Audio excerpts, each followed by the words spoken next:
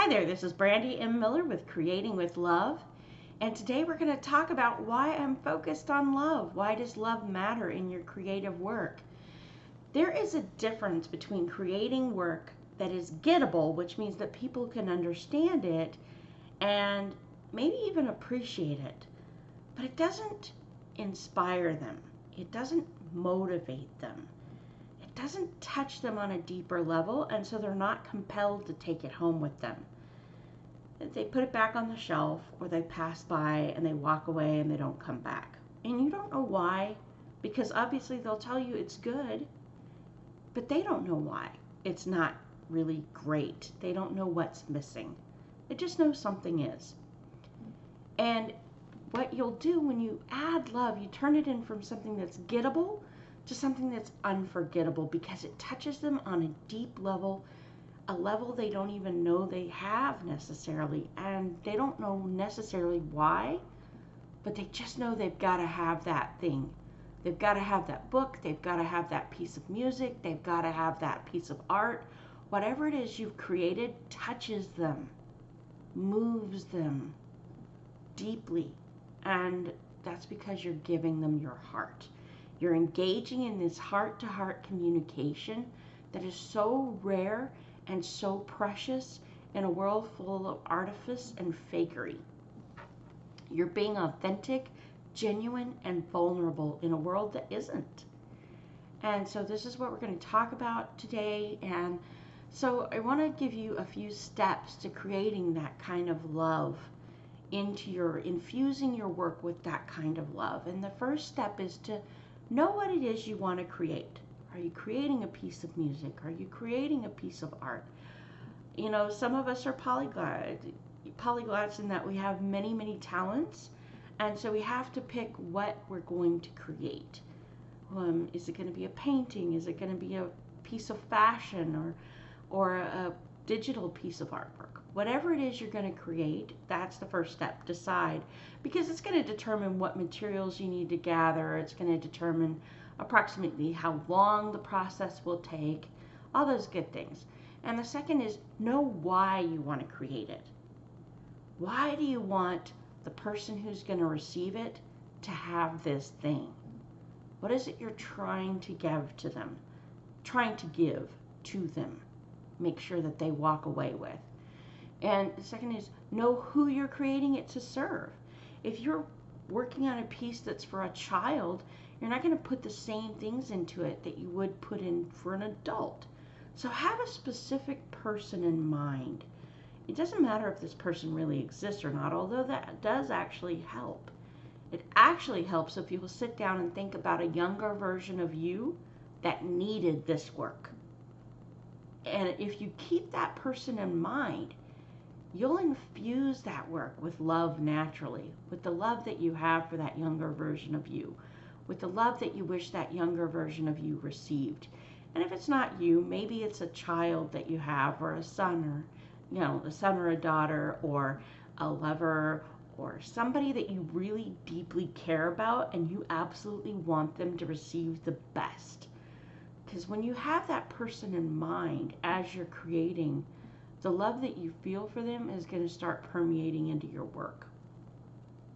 Second, know the story you want to tell. Even if this is a visual work or an auditory work as in music, there is a story behind that.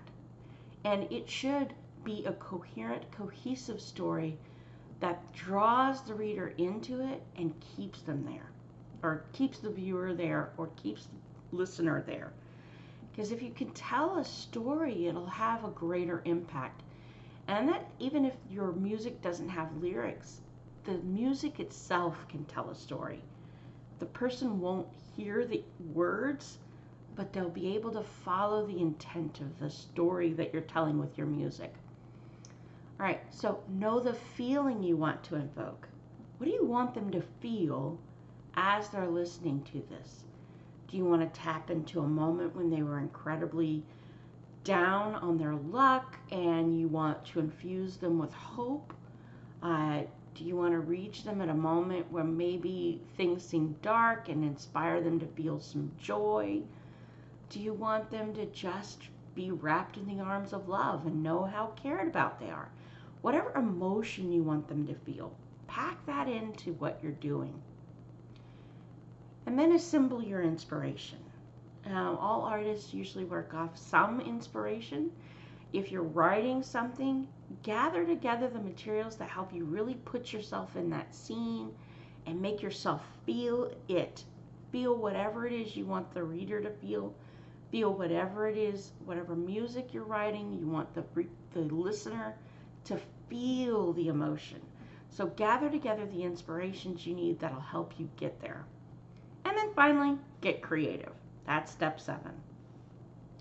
So those are just some tips on creating with love. And remember that love takes its time. Love isn't rushed. Love isn't hurried. Love is willing to spend that time to work it, to rework it, to make sure that it brings its absolute best to the table, so that the person who experiences get this rich feast of all that you feel for them, of all that you want them to have. And it's not necessary for you to keep going until it's perfect, because perfection is a journey. You'll always be able to improve. But go until you know that you've put your best self forward. Go until you know that you've given them your fullest possible expression of the love that you feel in this moment. But remember, if you don't ever give it to them, if they never get to receive it because you're constantly working on it, well, that's as good as them never getting the love letter that you're writing. Because basically what you should be doing is making this a love letter from your heart to theirs. And when you do that, they're gonna feel it. It's going to touch them. And it won't touch everybody. I will say that. It's not going to touch everybody. Not everybody is going to be in a place to receive your work. But the right person, it will touch that spot that is perfect for them. It will reach them when nothing else will. And it'll pull them out of whatever it is they're going through and help them get to that next day a little brighter, a little better for having met you along the way. And that's why I say create with love. Okay? Everything you do should be a love letter from your heart to their heart.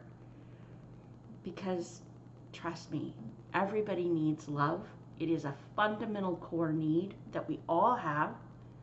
If you want to be a business person, businesses exist to solve problems. Problems are formed on the basis of unmet needs. And if you can meet that unmet need of love for this person, you'll have them eating from your hand. They will not only gobble up this work, but every work that you produce afterward. You will turn buyers into fans and fans into raving fanatics who are eager to get whatever you serve. So that's my tip of the day. And that's why I made this channel about creating with love. I really want to help you guys connect with your heart, turn your works into love notes that reach people on a deeper level, that inspire them and motivate them and drive them to become your biggest fans. The raving fanatics that can't stop talking about your work to everybody they meet. They'll become your unpaid marketing team because they love what you do so much. Because they know on some level that everything you do is about the love that you want them to receive. So that's my tip for the day. I hope you enjoyed this video. I hope you'll hit the like button if you did, and subscribe if you want more content like this. Hit that bell notification so that you're notified the minute that new videos release. Go out there and love people. Love yourself, love your work, love what you do. Know that you're making a difference doing it. You'll be happier for it, and so will the people who receive your work. God bless and have a great day.